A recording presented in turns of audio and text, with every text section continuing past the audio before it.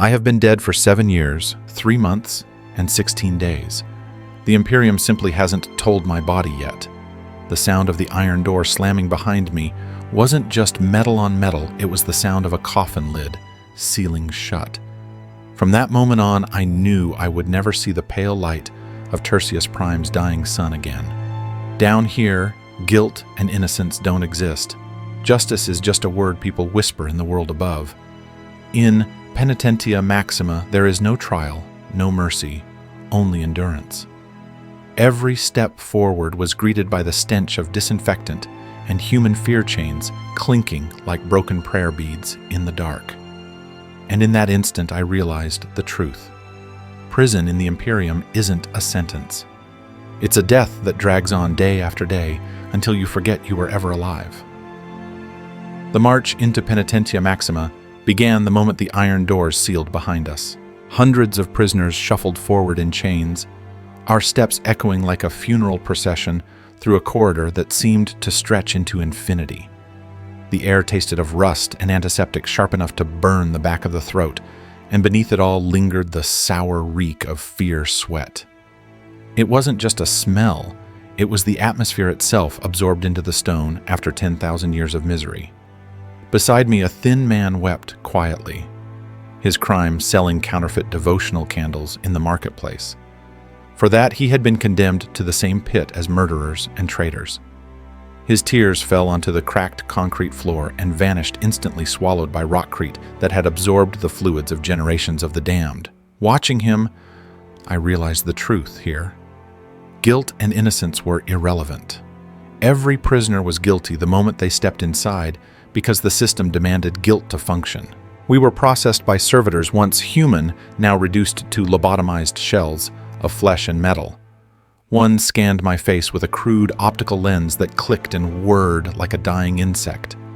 The other eye, disturbingly human, stared at me with something that might have been pity, if such emotions were still permitted to survive after their surgical mutilation.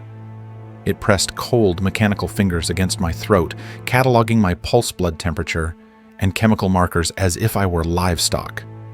Inmate 779588. It rasped in a voice like grinding gears. Classification, political. Subclassification, sedition minor. Estimated survival duration, 8 to 12 months. 8 to 12 months. They had calculated my death before I had even seen my cell. They stripped us of our old clothes and gave us uniforms, brown the color of rust and dried blood. Mine hung loose, coarse against the skin, reeking of the sweat and decay of whoever had worn it before me. I tried not to think about whether they had died in it, or if the fabric itself was cursed to cling to bodies until death took them. When the guards led me to my new home, I understood that the word cell was generous. It was a concrete coffin 3 yards wide, barely 2 yards deep, and just tall enough that I could stand without hitting my head if I hunched my shoulders. The walls were slick with condensation, weeping endless tears that left dark stains resembling maps of worlds I would never see again. There was no window, no view of the sky, no reminder that light or air existed anywhere outside. A single lumen strip buzzed overhead, glaring down with eternal white light that never dimmed, never failed. Sleep would come not in darkness, but under the glare of that merciless eye. My bed was a slab of raw metal welded into the wall, with no mattress, no blanket, only the thin prison uniform between me and the freezing steel. Within minutes, the cold crept into my bones like a parasite. The cell had 2 slots built into the wall, one at floor level where guards would shove trays of Nutri-Paste, the synthetic sludge engineered to keep us alive but never satisfied. The other was an observation slit at eye level. At any moment, a faceless warden could peer through it, watching without expression, reminding me that privacy was as extinct as mercy. The first night I lay awake listening. The prison itself was alive with sound, distant screams, echoing through the ventilation shafts, muttered prayers, bleeding through the walls, the mad laughter of someone whose mind had already broken. Far below, someone screamed without pause, a sound so raw and endless that it eventually blended into the background, like the hum of generators or the skittering of rats. Then there was the rhythm of patrols. Every 8 minutes and 43 seconds, boots thundered past my door. A pause, exactly 7 seconds at the viewing slit, and then they moved on. The guards were less human than the prisoners. Their eyes had been replaced with sensors that saw in total darkness. Their voices rasped through Vox implants, and their mechanical augmentations allowed them to endure endless shifts without sleep. They didn't hate us. Hatred would have required acknowledging us as people. No, to them we were inventory, numbers on a ledger, resources to be managed until expiration.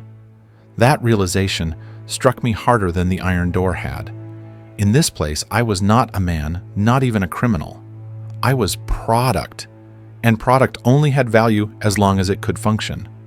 The next morning, I received my first ration of Nutri-Paste. It slid through the lower slot on a dented aluminum tray, a mound of gray sludge that smelled faintly of boiled plastic. I scooped it up with my fingers, licking the tray clean, because I did not know when the next meal would come, or if it would come at all. Later, I would learn the truth. The paste was laced with sedatives, mood stabilizers, and chemicals that dulled thought while keeping the body alive. Even our food was a weapon reshaping us into compliant machines, one tasteless bite at a time. I remember pressing my ear to the damp wall that night, hearing the man in the next cell whisper through the stone. His name was Marcus, once a clerk sentenced for falsifying records to feed his starving family. The trick, he whispered, is to remember who you were. A song, a smell, sunlight through a window. Hold on to that. The moment you let go, you're already gone. I closed my eyes, tried to picture the sunlight on Tertius Prime, and realized I could barely remember the color. Labor began on my 5th day. Dawn meant nothing here. There was no sky to tell the difference between night and morning, but the guards dragged us from our cells as though the sun had risen somewhere above the tons of rockcrete. Chains clinked, boots slammed against stone, and we marched in lines toward the heart of Penitentia Maxima, the forges. The forge works were a cavern of heat and smoke, lit by furnaces that glared like open wounds in the earth. The air was thick with iron dust and chemical vapor so heavy it tasted metallic on the tongue. Breathing was an act of violence against the lungs. My throat burned with every gasp, my chest rattled as though fire had settled inside me. Around me, prisoners coughed and wheezed, their bodies already surrendering to the atmosphere. Work was endless, repetitive, and cruelly precise. 12 inmates formed a single team, each one locked into a specific task along the production line. Trigger assemblies for las rifles, power couplings for armored transports, guidance chips for artillery. Simple components, but every millimeter mattered. If one piece was off, the guards noticed. And if the guards noticed, punishment followed. I learned quickly that this was the Imperium's real genius. It knew how to turn suffering into industry. The prison wasn't just punishment, it was a factory grinding human lives down into parts for a war machine that stretched across the stars. We weren't citizens anymore. We weren't even prisoners. We were fuel. The punishments were as inventive as they were cruel. A prisoner whose hands trembled from exhaustion might be fitted with metal braces that forced them to continue locked into grotesque angles that shredded flesh even as they worked. Those who lagged behind were injected with chemical stimulants, keeping them awake and moving long after their bodies had given up. I watched men collapse mid-shift, their veins bulging with artificial adrenaline, while their muscles tore themselves apart. The guards recorded everything, taking notes on which methods increased productivity, treating us as test subjects in some grand experiment in endurance. And always there were the shock prods, black rods humming with electrical charge, wielded casually by supervisors who patrolled the line. A jolt across the back, the ribs, or the base of the skull was enough to remind us that pain was cheaper than discipline. I learned to work without pause, my hands moving automatically, my mind slipping away into the gray fog of repetition. It wasn't skill, it was survival. Days blurred together. There was no calendar, no seasons, no markers of time, only the rhythm of labor and exhaustion. Eat, work, collapse, repeat. Sleep was no relief. It was simply unconsciousness under the same buzzing lumen strip, the same frozen metal shelf, the same dreams filled with choking smoke and the clang of machinery. The guards understood the importance of control beyond labor. They engineered scarcity like a weapon. Food rations were reduced just enough to keep us weak, but not enough to kill us outright.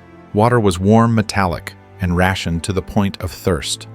The result was competition, and competition meant conflict. Conflict, of course, was encouraged. The administration knew that if prisoners fought each other, they wouldn't fight the system. So the guards created games of cruelty. One tray of food placed deliberately between two starving inmates, a work assignment with fewer spots than there were men. Rumors of early release that turned into contests of obedience. We tore each other apart for scraps while the guards stood by and watched their expressions, unreadable behind their emetic eyes. I remember my first real fight. A man named Singh, a former tax collector, had been stealing from my food tray for weeks. Just enough to leave me hungry, but not enough for me to notice at first. When I confronted him, he laughed, said I was too weak to stop him. In that moment, weakness was death.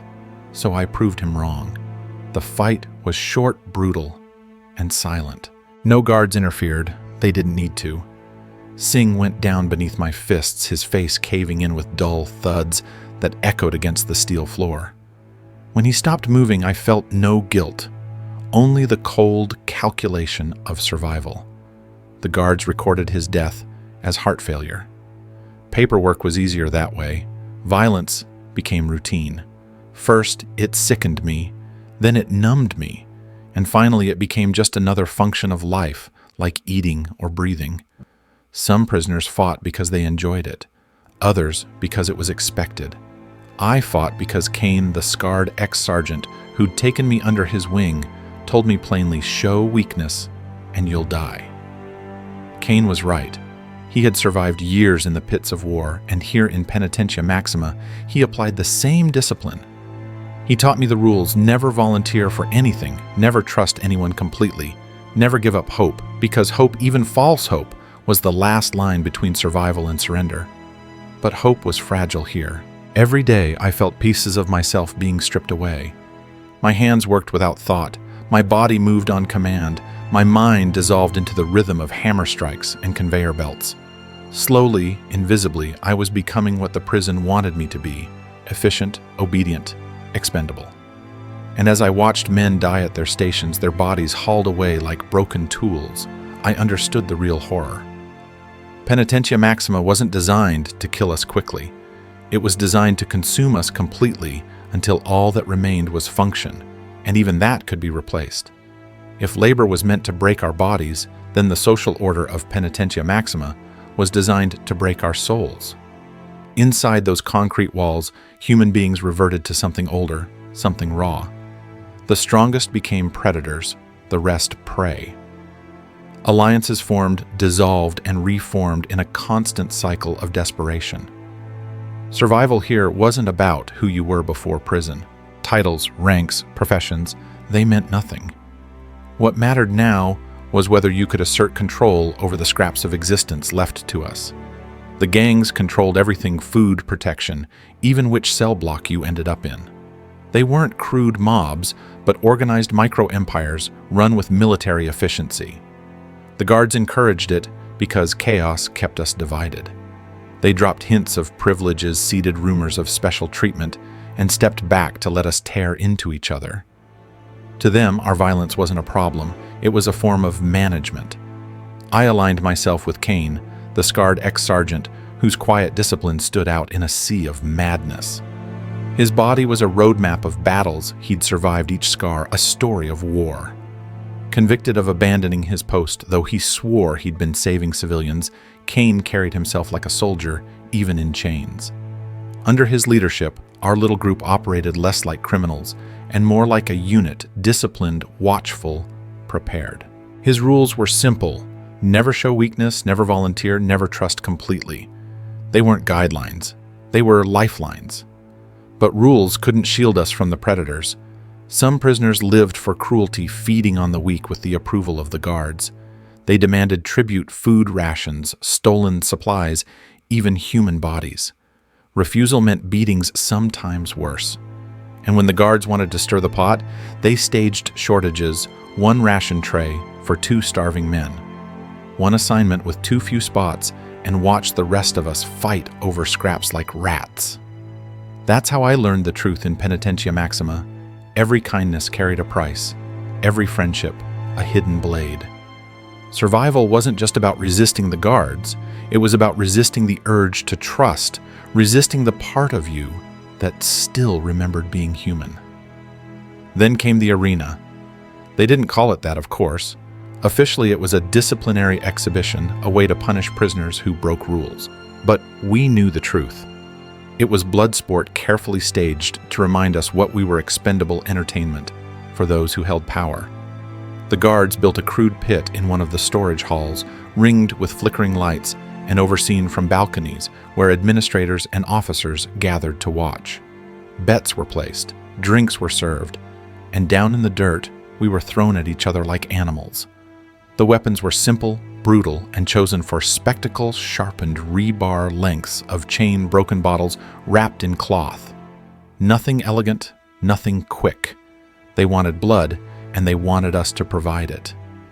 My first time in the arena wasn't for some grand infraction.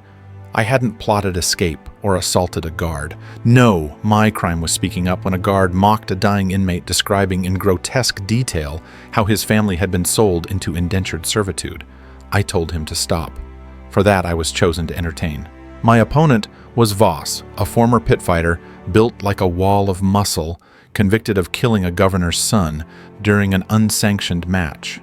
He was young, strong, fearless, and already a legend among the prisoners. The guards loved him. The crowd roared when his name was announced. They gave me a pipe. They gave him a chain. That was the extent of fairness in the Imperium. The fight lasted 17 minutes, though it felt like hours. Voss was faster, stronger, trained in violence. I was just desperate. But desperation can be a weapon. I ducked his swings, let him exhaust himself. Waited for the overreach that always comes when arrogance meets fatigue. When it came, I struck pipe to the solar plexus, collapsing his lungs, then another blow to the base of his skull. He fell into the dirt, twitching once, then stilled. The crowd erupted in cheers, but it wasn't applause. It was condemnation. I had given them what they wanted. I had become their entertainment. And in that moment, I realized the arena wasn't about punishment at all. It was about transformation. They were reshaping us into killers, one match at a time. The fights came again and again. Some opponents I killed quickly, cleanly. Others lasted longer, dragging out the violence for the crowd's delight. With each victory, my reputation grew. To the guards, I was a reliable performer. To the inmates, I was both dangerous and untouchable. But inside, something was breaking. Each time I stepped into that pit, I felt another piece of myself slip away. Then came Catherine. She was no ordinary opponent, a former naval officer convicted of mutiny after refusing to bombard civilians. Catherine had become a leader in the prison hierarchy, ruthless, intelligent, and absolutely committed to survival. Facing her was different. This wasn't predator versus prey. This was 2 predators circling each, knowing only one could walk away. Before the fight, she told me the truth. No one else dared speak. One of us leaves the arena. The other becomes fertilizer for the graveyard weeds. But don't fool yourself. We both died the day those doors closed.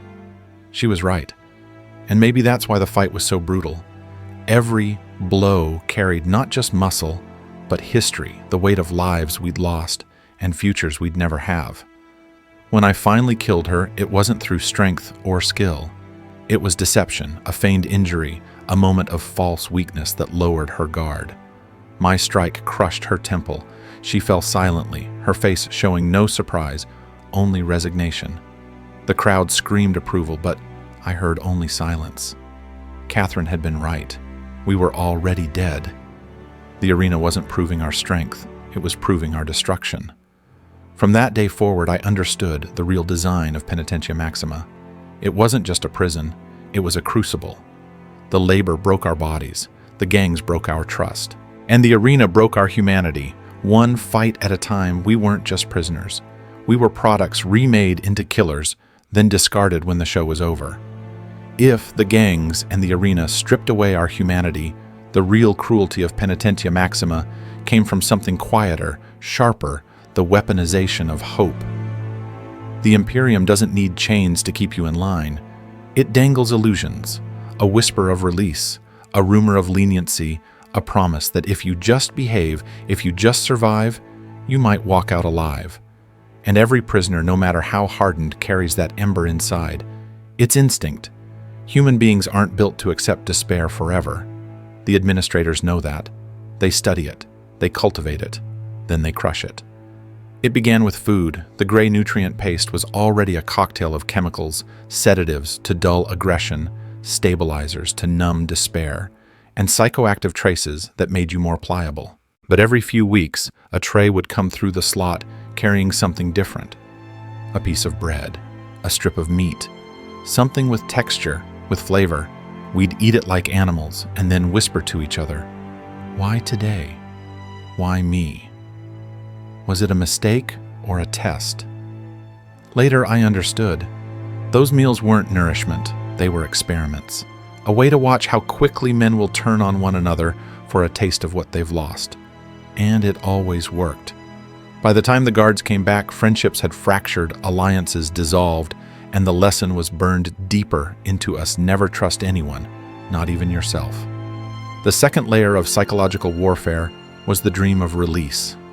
Every few months, announcements echoed through the halls. Certain prisoners the guards claimed were being evaluated for early reintegration. Names were read aloud, files reviewed, speeches made about second chances. The entire cell block would sit in silence, straining to hear if their name had been called. But it was always a lie. No one left Penitentia Maxima except in a body bag or as a servitor. The announcements weren't about release. They were about control. For weeks after, men would work harder, obey, faster, eat their tasteless paste with grim discipline. And when the list was forgotten, when no one was released, the cycle began again. Despair followed by false hope, followed by despair again. It was psychological gravity dragging us down, pulling us apart. And then there were the servitors. The promise was simple: volunteer for conversion and your consciousness will live forever in service to the Imperium. No more suffering, no more hunger. You wouldn't die, you'd just change. For many, that promise was irresistible. Anything was better than rotting in a cell, right? I knew better. We all did. We'd seen the servitors, hollow-eyed, lobotomized shells bolted to machines, their flesh stripped of identity, their thoughts erased except for enough function to lift, to build, to kill. They weren't surviving. They were gone. The man who had once been Marcus the clerk, who whispered to me through the walls about his wife and children, chose that path after learning his family had died in a mining accident. He couldn't carry the weight anymore. The last time I saw him, he was pushing a cleaning unit down the corridor. His eyes, those gentle eyes, were gone, replaced by glass lenses. His jaw hung slack, his movements mechanical, precise. I called his name. He didn't respond. Marcus had vanished, replaced by a tool. That was the point. The servitor program wasn't a mercy. It was another knife in the throat of hope. Every time you saw one, you were reminded this is your best option. This is the release they're offering. Choose oblivion or endure the slow bleed of despair. And if those illusions weren't enough, the guards introduced something even crueler: gladiatorial hope. The arena wasn't just punishment. It was a performance with prizes. Extra rations, a better cell, a promise of reduced sentences. Every time you survived a fight, they'd lean close and whisper, "Keep this up, and you might just earn your way out." I saw men believe it. I saw them kill their friends, their cellmates, their brothers in arms, thinking they were clawing toward freedom. But I knew the truth. The arena was a trap disguised as opportunity. You didn't fight your way out. You fought until you were too broken to stand, and then they disposed of you. Survival was never rewarded, only obedience. That was the genius of Penitentia Maxima. Its greatest weapon wasn't brutality, it was manipulation. The guards didn't need to kill us. They made us kill ourselves one choice at a time. Betray a friend to gain a meal, work harder for the promise of release, volunteer for servitor immortality. And when the lies collapsed, when the truth became unbearable, most prisoners broke. Some died, some gave up. The rest became exactly what the Imperium wanted. Hollow shells, predictable, compliant, disposable. For years I clung to Cain's words, never give up hope. But in Penitentia Maxima, hope wasn't salvation. It was poison. Hope was the chain that kept us moving. Hope was the arena bell that dragged us into fights we didn't want. Hope was the whispered promise that turned good men into traitors and brothers into murderers. And eventually I understood, in this place, real hope is more dangerous than despair, because despair is final. It paralyzes, it silences. But hope makes you act. Hope makes you fight, betray, and bleed for rewards that never come. And in the Imperium, that's exactly what the system feeds on. It doesn't matter if the hope is true. What matters is that it keeps you moving forward until there's nothing left of you to move at all. In the end, the cruelest part of Penitentia Maxima wasn't the hunger or the labor or the violence. It was the knowledge that the last part of you, the part that still believed in something better, was being used against you. And when that part finally died, you weren't just a prisoner anymore. You were the perfect product of imperial justice broken hollow and exactly what the system wanted you to be. By the time they came for me, I thought I had seen every cruelty Penitentia Maxima had to offer. I was wrong. The research wing was not another prison block. It was a laboratory disguised as salvation. The transfer began like everything else in the Imperium, efficient, cold, impersonal. Guards escorted me through levels I had never seen before. Checkpoints layered with scanners, biometric locks, and the whine of servo skulls floating above. My file had been marked Subject of Interest. That was the Imperium's polite way of saying I had survived too long to be ignored. My new cell was larger than anything I'd known in a decade. Real lighting, not the flickering lumen strips. A bed with padding. Even a small window overlooking the caverns where the power generators roared like sleeping gods. To the untrained eye, it might have looked like mercy. To me, it was a cage painted with fresh colors. The luxury wasn't kindness, it was calibration. They wanted me stable, comfortable enough to last through the tests. The scientists came next, not guards, not interrogators, scholars in white coats lined with cog-tooth trim, their voices calm, their faces expressionless. They asked questions with clinical interest, as if my entire decade of suffering were just data points on a chart. How did I endure? What kept me compliant? How many men had I killed in the arena? Did I feel guilt, anger, regret? Every answer went into their cogitators. Every hesitation was logged. I was no longer an inmate. I was an experiment. The physical tests were simple reaction times, stress responses, endurance drills. They wanted to measure how much damage 10 years of hell had carved into me. The results were predictable lungs scarred from chemical fumes, bones thinned by poor nutrition reflexes, sharpened by constant violence. I was a living record of what the Imperium could do to a man when it stripped him of everything but survival. The psychological tests were worse. They sat me in chambers with flickering hollows and asked me to choose between impossible options. Save yourself or save another. Confess or condemn. Kill quickly or prolong the suffering. Every choice mapped the contours of my soul, if anything of it was left. They weren't studying whether I was broken, they were studying the pattern of the break. One researcher, Dr. Helena Cross, took a special interest in me. She was thin, her hair prematurely gray, her voice calm but edged with zeal. She called me the template. 10 years, she said, had produced the perfect specimen, a man stripped of everything unnecessary, yet still functional, still capable of complex tasks. I wasn't a failure in their eyes, I was proof of concept. She explained their philosophy during one of the longer interviews. Punishment, she said, was outdated. It required too much labor, too much oversight. The new model wasn't about fear, it was about internalization. Create prisoners who don't need chains, who enforce the rules upon themselves, who live and die with loyalty burned into their marrow. I asked her what happened when the process was complete. Her answer was simple. Some are released into labor programs, others undergo advanced modification. Advanced modification was a euphemism. It meant servitor conversion lobotomy, the final stripping of everything human. I realized then that survival wasn't the prize. It was the final stage of dissection. The conditioning intensified. They fed us chemicals that rewired neurotransmitters, dulled the capacity for rebellion, heightened the instinct for compliance. They experimented with surgical implants, crude electrodes buried in the brain to regulate emotion like adjusting the settings of a machine. And when the drugs and surgeries weren't enough, they used something subtler: reward. One day, they let me eat bread warm from an oven. Another day, they allowed me to read a single page of an old book. Its paper yellowed, its ink faded. Each act of mercy was designed to test how quickly a starving man could be made loyal. It worked. I hated myself for it, but it worked. The page of text, the crust of bread, they mattered more than freedom itself. Weeks blurred into months. My thoughts grew slower, more predictable.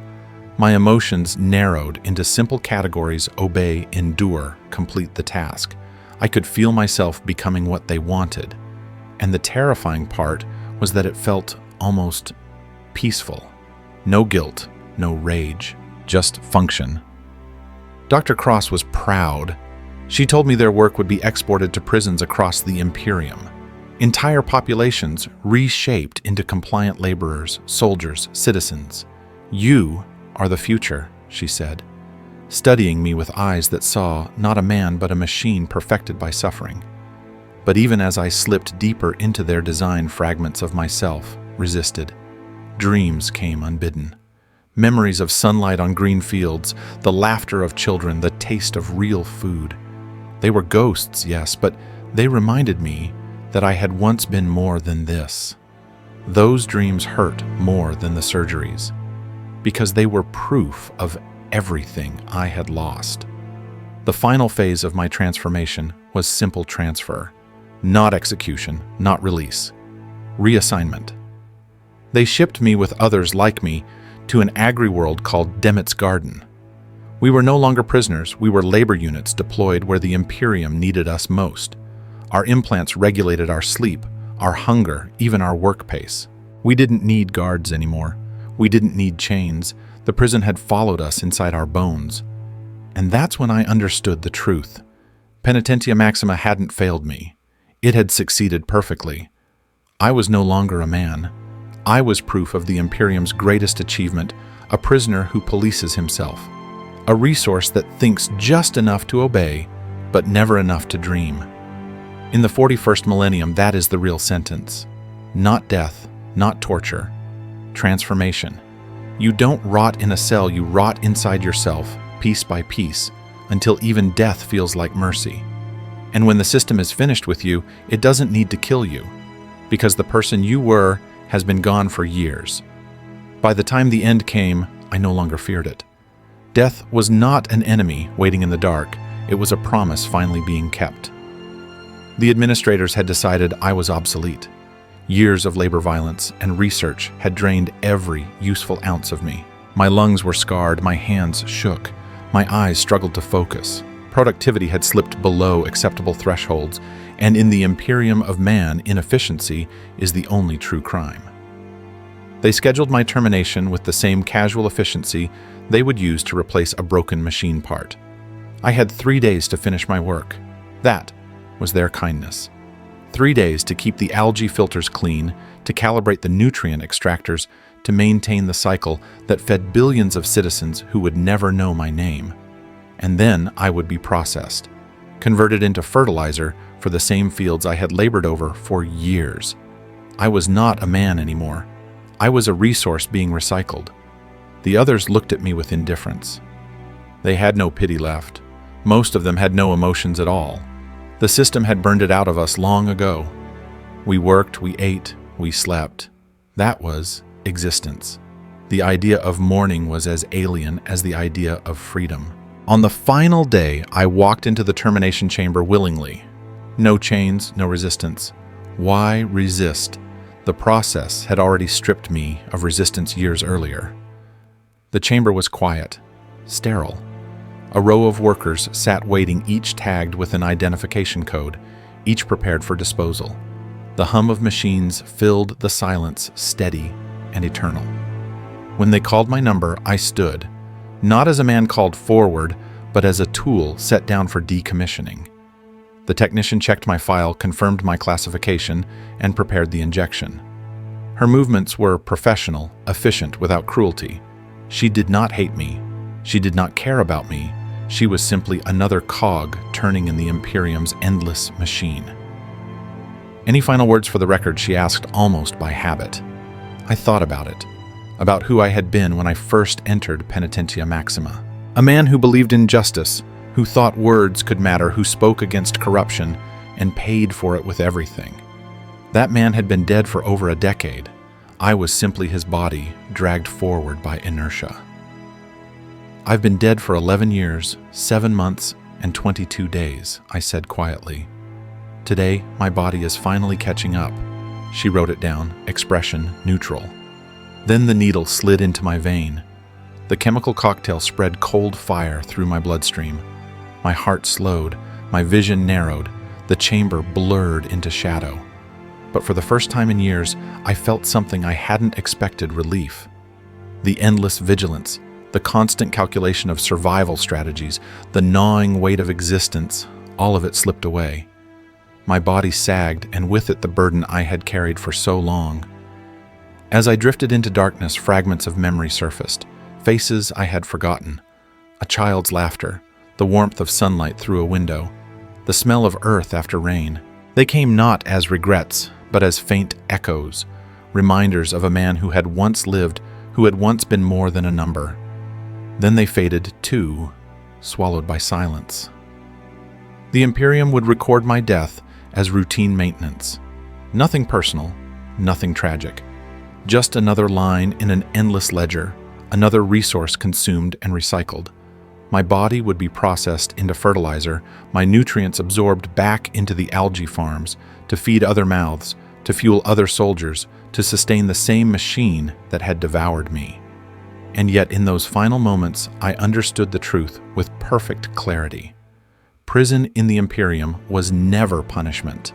It was never about correction. It was consumption.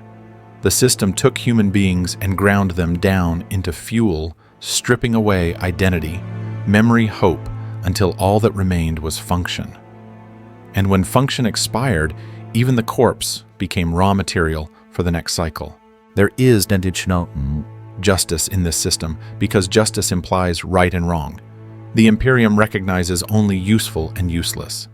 There is no redemption because redemption means a chance to return. And the transformations inflicted here are irreversible by design. There is no hope because hope depends on change, and the only change possible is the slow decay from servitude into death. The guards weren't monsters. The administrators weren't sadists. The researchers weren't demons in lab coats. They were professionals doing their duty. Servants of a system that had calculated the most efficient way to turn problems into resources. That is what makes it worse. Evil here was not hatred, it was math. Not cruelty, it was procedure. I was not killed because of who I was. I was erased because of what I had become, a body no longer efficient enough to justify the cost of keeping alive. Death was not punishment. Death was completion. The final stage of a process that had been perfected across 1,000,000 prisons on 1,000,000 worlds. As the last flickers of thought dissolved, I realized the Imperium had won, not because it had crushed my body, but because it had erased the man who had once resisted. They didn't need to kill him. He had vanished years ago, devoured by routine, by chemicals, by endless obedience. All that remained was the husk, the resource, the tool. And now even that was gone. The last sound I heard was not the hum of machines or the technician's voice. It was silence. Pure, absolute silence. And in that silence, there was no grief, no rage, no fear, only the peace of finality. In the end, prison in the 41st millennium does not destroy you with fire or chains. It destroys you by making you forget you were ever human. And when you are finally discarded, no one mourns. No one remembers. You vanish into the machinery of empire, as invisible in death as you were in life. That is the perfect victory of the Imperium, not killing its enemies, but consuming them so completely that even their deaths are just another cog turning in the endless machine.